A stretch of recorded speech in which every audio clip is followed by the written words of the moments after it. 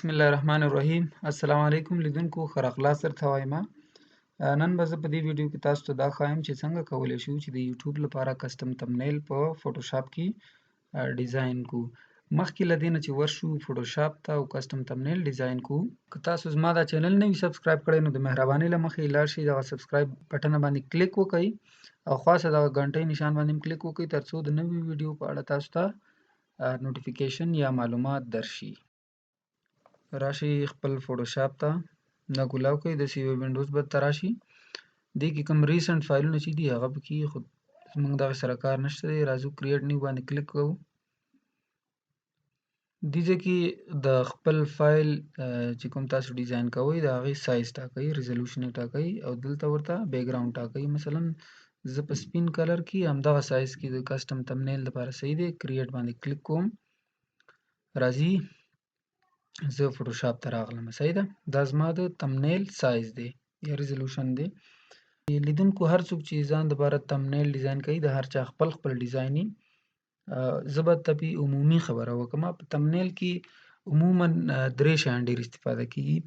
اول دا دی چې مثلا بیکګراوند دی، لکه دې ځای کې سپین کلر دی، تاسو کم دې له کم رنګ ورکول غواړئ دا به درته وښیم. دویم دی عکس اکثره پکې استعمالیږي او عکس باید ترانسپیرنټ شي، یعنی بیکګراوند یې ختم شي.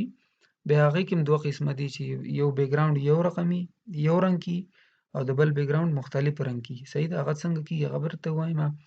دریم دا ده چې مثلا ټیکسټ تاسو راوړئ نو هغه څنګه غټېږي، رنګ او نور کوم تغییرات چې پکې راځي هغه به درته وښیم.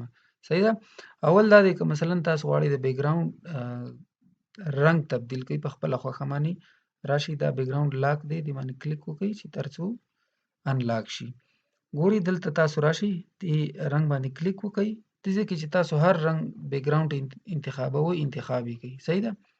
مثلا دا ابي اسماني رنګ دی، دې باندې اوکې باندې کلیک کوم. کنټرول بیک سپیس باندې کلیک وکړئ، رنګ به بدل شي. صحیح ده. دویم دا دی چې مثلا تاسو که خپل تمنیل کې عکس استعمالوئ او اکثره وخت موږ غواړو چې زموږ د عکس بیکګراوند چې کوم وي هغه ختم شي، عکس ترانسپیرنټ شي. مثلا دغه دوه عکس ما رااخیستي دي.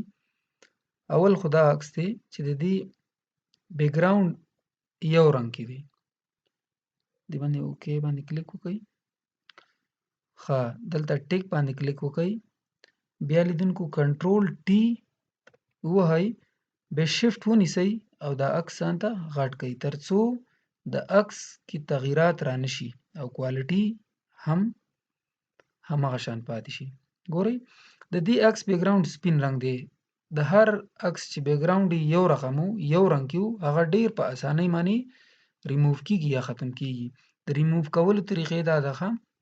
اول دا ده ګوره د هر لیر باندې چې دا یو ورکوټ ایکن و، د دې مطلب دا دی چې دا لیر یا دا ابجیکټ چې کوم دی سمارټ ابجیکټ دی او په سمارټ ابجیکټ باندې ډېرې زیاتې اپشنې ځینې وخت کې په فوټوشاپ کې کار نه کوي. اول دا وکړئ چې دا لیر یا دا ابجیکټ راسټرایز کړئ. صحیح ده.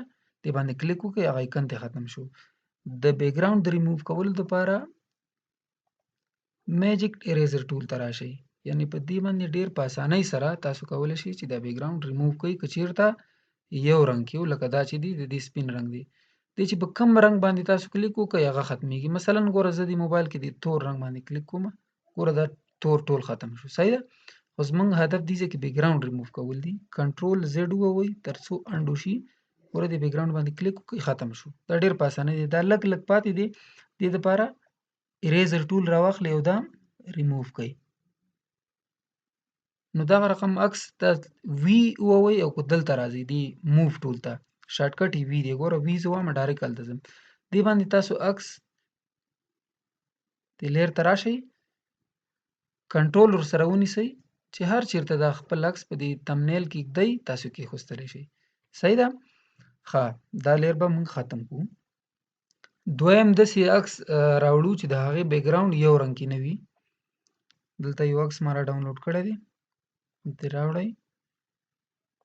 دا را ایمیج دی، اوکې کوي. دې ځای کې ټیک باندې کلیک وکړئ، کنټرول ټي ووهئ، هغې نه بعد شفټ ورسره ونیسئ او عکس ځان ته غټ کړئ ترڅو تغییرات پکې راوړلی شئ. صحیح ده.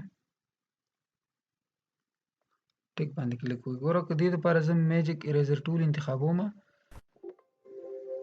ګوره دا سمارټ ابجیکټ دی، مخکې مې درته ویلي اول باید دا لیر راسټرایز شي. ګوره زه که پې کلیک کومه لږ لږ ریموف کېږي، ډېره سخته ده. هغې نه ښه دی چې پین ټول تاسو انتخاب کړئ چې تر څو دقیق سلیکشن وکړی شي. کنټرول زیډ انتخابوم، دا بېرته ختموم. را به شئ پین ټول ته، پین ټول باندې به کلیک وکړئ، عکس ځان ته زوم کړئ تر څو انتخاب مو دقیق وي. پین ټول انتخاب کړئ او همداسې د عکس ځان ته ښه په دقیق ډول سلیکشن وکړئ. کومه غلطي درنه کېږي هغې دپاره کنټرول زیډ ووهئ، بېرته ختمېږي. صحیح ده؟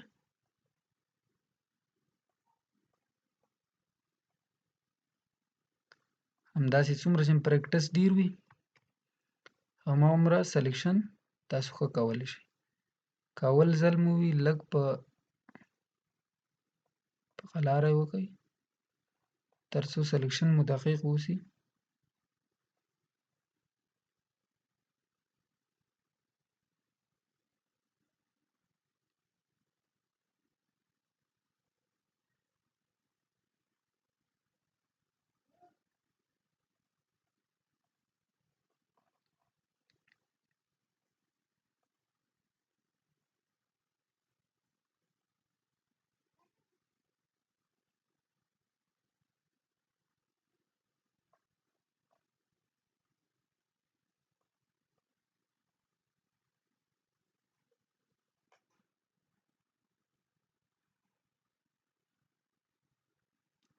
زموږ سلیکشن پوره شو. صحیح ده؟ هغې نه بعد رایټ کلیک وکړئ، میک سلیکشن باندې کلیک وکړئ، دا ویلیو 0 کړئ، اوکې باندې کلیک وکړئ.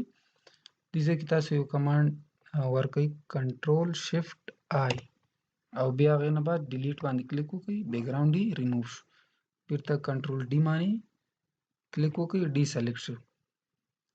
په څومره په اسانۍ موږ وکولی شو چې د دې عکس بیکګراونډ هم د پین ټول په واسطه باندې ریموو کړو. اوس دا عکس که تاسو هر چېرته وړئ په خپل تمنیل کې نو استعمالولی شئ. صحیح ده؟ دریم راځو ټیکس ته. صحیح ده؟ مثلا راشئ ګوره دلته ټي دلته کلیک وکړئ، یو بکس جوړ کړئ. دې کې که تاسو انګلیسي لیکئ که پښتو لیکئ تاسو لیکلی شئ. مثلا زه پښتو ما دلته یو ټیکس لیکلی دی، هغه راوړم کاپي کوم، کنټرول سی راوړم، دې بکس کې ما کنټرول وي کړو. ګوره د کرونا له کبله زیاتره کورسونه وړیا ترلاسه کوي. صحیح ده؟ دې ټیکس کې که تاسو تغییرات راوستل غواړئ، ګوره دلته راشئ، دې ټي دې لیر ته راشئ، د ټیکس لیر ته دې باندې ډبل کلیک وکړئ، دا انتخاب شو. دې نه بعد دلته راشئ، ګوره دا د ټیکس سایز دی، دې ځای نه تاسو سایز کمولی او ډېرولی شئ. چې هر رقم سایز تاسو ځان ته انتخابوئ انتخاب یې کړئ. دا د ټیکس هایټ دی، ګوره مثلا دا داسې زیاتېږي داسې کمیږي، ټیکس یې وړوکی کېږي. ګورئ دې ځای نه تاسو هغه کولی شئ. بل دا د ټیکس د حرفونو ترمنځ فاصله ده. ګورئ زه ډېروم، صحیح ده؟ لغتونو ترمنځ وبښئ. صحیح ده؟ هغې نه بعد دا د یوې جملې او بلې جملې ترمنځ فاصله ده. دا چې زه څومره ډېروم دا ډېرېږي. ګورئ داسې پورته چې ځم کمیږي. صحیح ده؟ هغې نه بعد دا د ټیکس رنګ دی.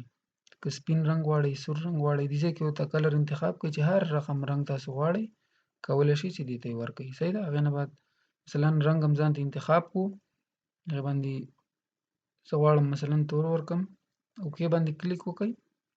نو دا ستاسو ټیکس وشو. مثلا زه غواړم راځم دلته ټیک باندې کلیک مې وکړو، هغې نه بعد راځم دا ټیکس لیر مې انتخاب کړی دی، افیکس ته راځم. صحیح ده؟ افیکس کې راځم سټروک ته، ګورئ ما دا رنګ ورکړو. صحیح ده؟ دې ځای کې تاسو چې هر رقم رنګ تاسو ته ښه ښکاري هماغه ورکولی شئ. دې ځای کې که سایز یې کمول غواړئ، ګورئ دلته 4 دی، زه مثلا 3 کومه، بیخي ډېر کړو 2 باندې کلیک کومه. چې څنګه تاسو ته ښه ښکاري هماغه شانتې تاسو کولی شئ. مثلا که تاسو غواړئ دا ټیکس موو کړئ، ښکته یې راولئ، ګوره دلته موو ټول باندې کلیک وکړئ. دې ځای کې باید چې تاسو لیر انتخاب وي، نور چې ټکسټ تاسو هر رقم استعمالولی شئ. نو دا زمونږ تمنیل شو.